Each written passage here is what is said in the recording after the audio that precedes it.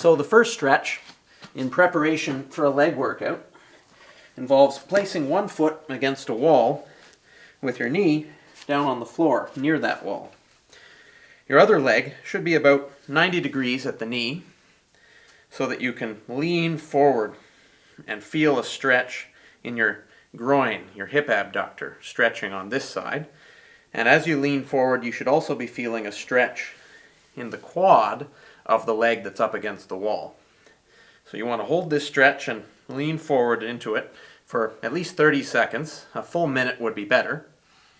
And then, once you're nice and loose on the one side, switch sides.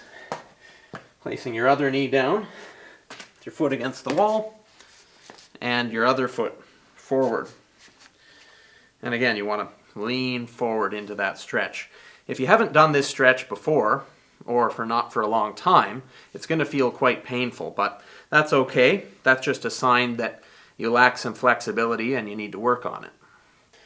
So this next stretch is to prepare your hips mainly for the squatting movement. It's also helpful for the deadlift.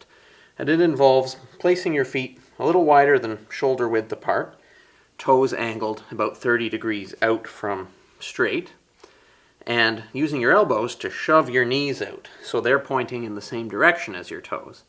Eventually, you want to get to the point where you don't need your elbows and your knees can be kept out without that aid.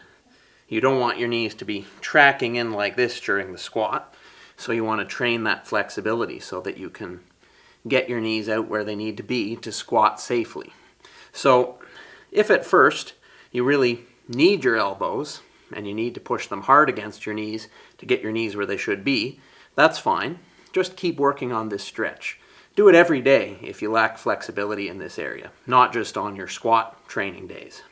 And you'll notice I'm bouncing up and down a little bit as well, which helps move and mobilize the hips, the hip abductors particularly, a little bit more to help translate into a smooth, safe squatting movement.